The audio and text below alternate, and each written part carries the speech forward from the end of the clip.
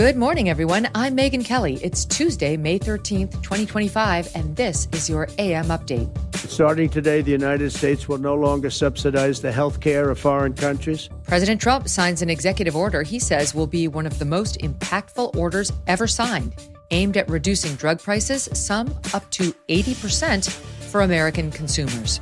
I think it's going to be fantastic for China. I think it's going to be fantastic for us. The Trump trade team announcing a temporary deal with China, reducing reciprocal tariffs for 90 days as both sides work toward a new trade agreement. New details on the Qatari government's lavish gift to the Trump White House come into focus as President Trump weighs in. And the last known living American hostage released from Hamas custody.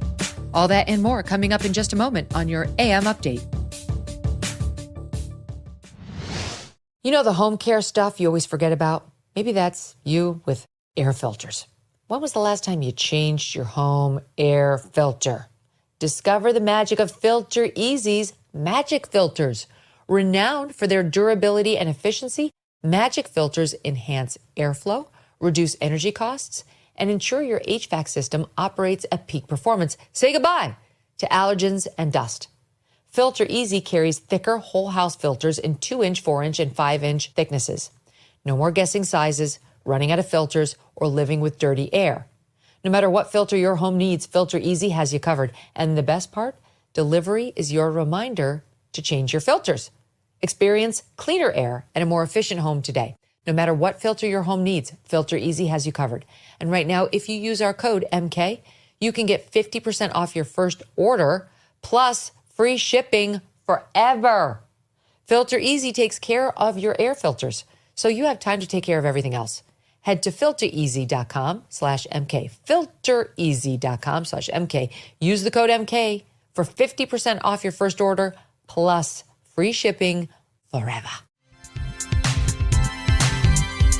President Trump on Monday signing an executive order he called, quote, one of the most important and impactful I have ever issued.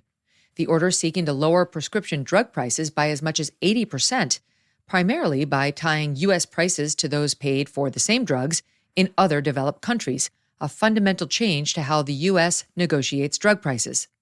The U.S. has less than 5% of the world's population, yet it generates around 3/4 of global pharmaceutical profits. Astronomically high drug prices consistently sparking bipartisan outrage among U.S. lawmakers, even as Democrats and Republicans historically clashed over how to fix it. American consumers pay many times over what people in other countries pay for the same drug made in the same factory. For example, American website GoodRx.com ranges a twin pack of EpiPens from $650 to $750 without insurance, versus an online UK pharmacy listing the same two-pack at $112. Yahoo Finance reporting weight loss drug Wegovy costs about $1,300 in the U.S. compared to $140 in Germany. President Trump saying the U.S. will no longer accept the status quo. Starting today, the United States will no longer subsidize the health care of foreign countries and will no longer tolerate profiteering and price gouging from Big Pharma. But again, it was really the countries that forced Big Pharma to do things that, frankly, I'm not sure they really felt comfortable doing. For years, pharmaceutical and drug companies have said that research and development costs were what they are, and for no reason whatsoever. They had to be borne by America alone. Whatever the lowest price paid for a drug in other developed countries, that is the price that Americans will pay. Pharma stocks actually rising in response to the announcement, as the Trump administration also assigns some of the blame for high U.S. prices on other countries for forcing unfairly low prices in their markets, sending the drug manufacturers to recoup costs from Americans. The president specifically naming the EU as one of the worst offenders. Progressive news site Vox breaks down how the U.S. system works compared to most other developed countries. In the UK, the government buys the stock of medicine for the country. That means they're usually able to get a lower rate, kind of like a bulk discount. In almost every developed country besides the U.S., this is what the system looks like. Safety evaluation, assessment of whether the country needs it, price negotiations, sold to patients. Now let's look at the system in the United States. First, the drug is evaluated for safety, but that's it. If it's safe, they can sell it, end of story. Drugs are sold by the drug companies to patients, usually through insurance. Regulated drug markets tend to make drugs more affordable, but some drugs are completely unavailable. And while the U.S. has more drugs technically available, they're often too expensive to actually afford. For decades, the prevailing logic in U.S. healthcare held that high drug prices were the price of innovation. The steep costs for American consumers were seen as an unfortunate but necessary side effect, with limited political will to change the system until now. From the executive order, quote, drug manufacturers, rather than seeking to equalize evident price discrimination, agree to other countries' demands for low prices and simultaneously fight against the ability for public and private payers in the U.S. to negotiate the best prices for patients. The inflated prices in the United States fuel global innovation while foreign health systems get a free ride. NIH head Dr. Jay Bhattacharya further elaborating from the Oval. What we're going to do is make sure that those prices become much closer to equal, like a competitive market you'd expect. You may think of it as somehow it's going after drug companies. Actually, it's helping drug companies. Because what we're also going to do with this order, what President Trump has done with this order, is he's said to European governments, look, if you are taking advantage of the drug companies by forcing them to charge very, very low prices, we're going to defend American drug companies in Europe. At the same time, we're standing up for the American consumer who's been paying far too high prices for far too long. Dr. Oz, head of Medicare and Medicaid, comparing the strategy to President Trump's strategy with NATO. Other countries will have to pay a little more, but the U.S. will get a long-needed and deserved break. Barron's magazine referring to the order as a blessing in disguise for pharma companies, saying it is, quote, fundamentally restructuring the U.S. drug industry in a way that hurts pharmacy benefit managers.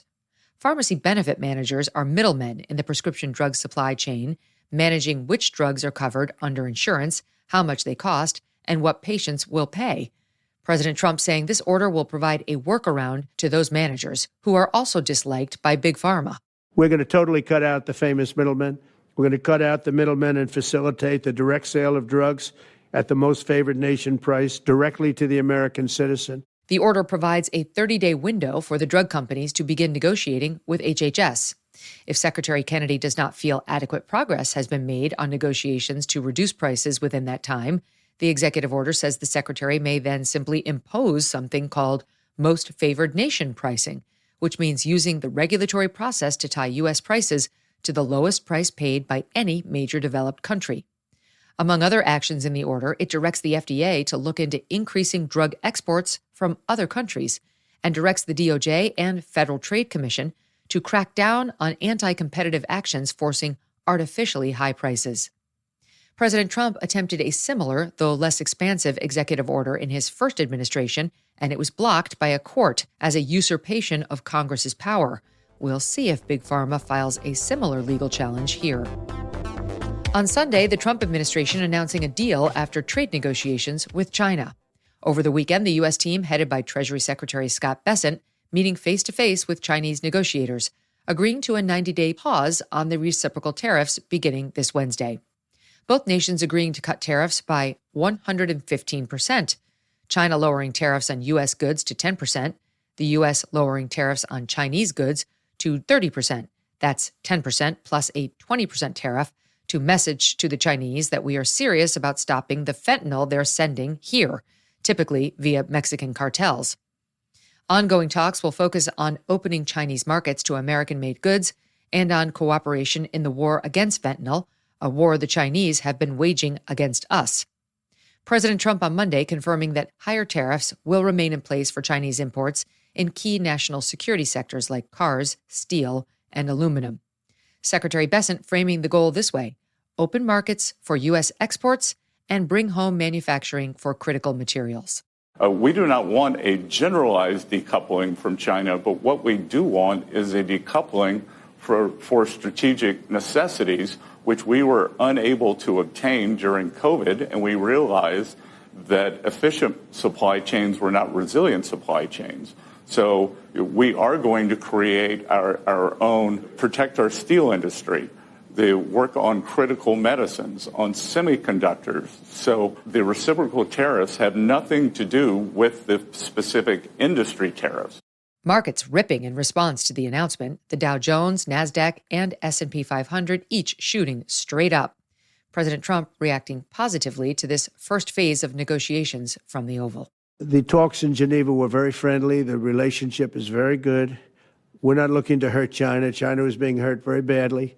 They were closing up factories. They were having a lot of unrest. And they were very happy to be able to do something with us. The relationship is very, very good. Because if you think about it, we opened up our country to China. They have very few restrictions. And they didn't open their country to us. Never made sense to me. It's not fair.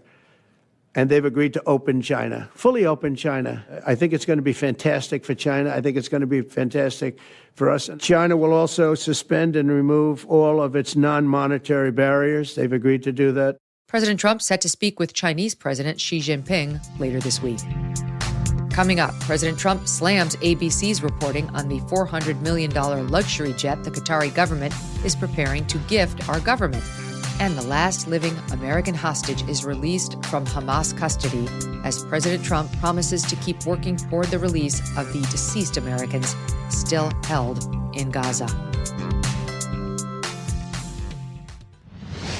It was not supposed to get this bad. You were on top of your bills and then inflation hit. Been there.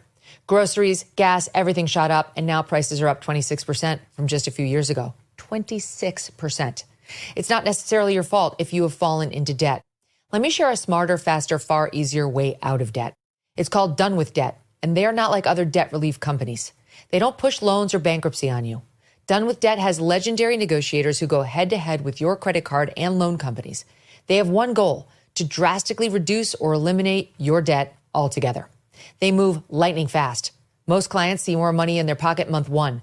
But a word to the wise: hurry, because some of their debt erasing strategies are time sensitive.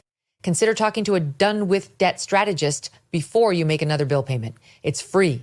Visit donewithdebt.com. That's donewithdebt.com. Donewithdebt.com. President Trump on Monday offering new details on plans to accept a luxury Boeing 747 dubbed a palace in the sky from the Qatari government following backlash, including from several Republicans who say the gift smacks of impropriety. Mr. Trump responding at a press conference yesterday. Mr. President, what do you say to people who view that luxury jet as a personal gift to you? Why not leave it behind? You're ABC fake news, right?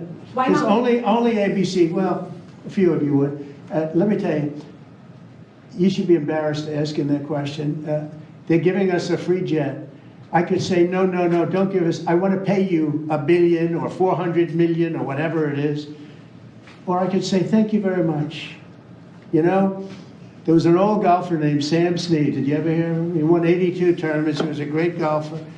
And he had a motto: when they give you a putt, you say, thank you very much. You pick up your ball and you walk to the next hole. A lot of people are stupid. They say, no, I insist on putting it. And then they putt it and they miss it. And their partner gets angry at them. Have you ever been given a gift worth millions of dollars and then not received anything? It's not a gift to me. It's a gift to the Department of Defense.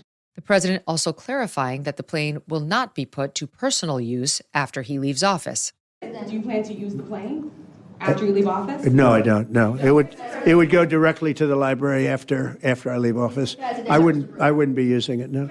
That could help the president's argument that this was not a gift to him personally, even if it would eventually wind up in the Trump presidential library, helping him to potentially avoid constitutional muster. Some critics on the right still feel Qatar is too questionable a friend to accept a $400 million plane from. The last known living U.S. hostage held by Hamas, Edan Alexander, released on Monday after more than 19 months in the custody of the terrorist organization. The 21-year-old transferred from Hamas to the Red Cross to Israeli Special Forces, where he was then brought back into Israel for medical evaluation. Though born in Tel Aviv, Mr. Alexander was raised in New Jersey, joining the Israeli Defense Forces straight out of high school. He was captured by Hamas at his military base during the October 7th attack. On Sunday, the Alexander family releasing this statement, quote, "Today, on Mother's Day, we received the greatest gift imaginable. News that our beautiful son, Edan, is returning home after 583 days in captivity in Gaza. We express our deepest gratitude to President Trump, Steve Witkoff, and the U.S. administration for their tireless work to make this happen." The moment here when Mr. Alexander's mother was able to speak to her son by phone for the first time. Oh my God, Edan! Edan! I love you, and I'm gonna see you, soon. Very soon. En route home to a tearful family reunion, Edan held up a sign on board the plane reading, "Thank you, President Trump." Speaking from the Oval, President Trump saying the U.S. will work to recover the bodies of deceased Americans still held in Gaza. We hope that we're going to have other hostages released, too. When I met with the hostages 3 weeks ago, and I said, how many are there? They said 59. I said, that's a lot. They said 59. But then they said, they followed that up by saying 59, of which 24 are living, the rest are dead.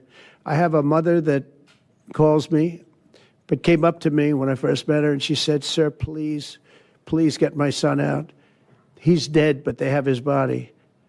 And I asked her about that, and it's as though he were alive. The level of wanting that body back is the same. It couldn't be any more, as though he were alive. So, getting the bodies back is very important.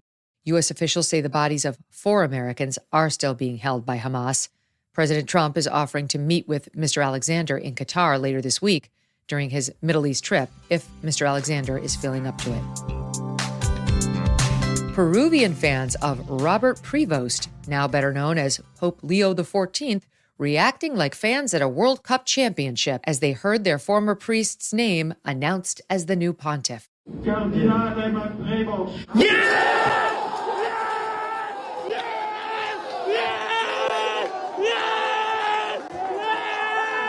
Pope Leo was bishop in the Diocese of Chiclayo, Peru, from 2015 to 2023. This video of seminarians within the diocese posted by SemiFabian24 on TikTok. Clearly, Leo left an impression. And that'll do it for your AM update. I'm Megyn Kelly. Join me back here for the Megyn Kelly Show, live on SiriusXM Triumph Channel 111 at noon East, on youtube.com/Megyn Kelly, and on all podcast platforms. By the way, if you listened yesterday and heard my kids do the AM update, and thank you for all the sweet feedback, and you want to hear the outtakes from that recording, go to MegynKelly.com.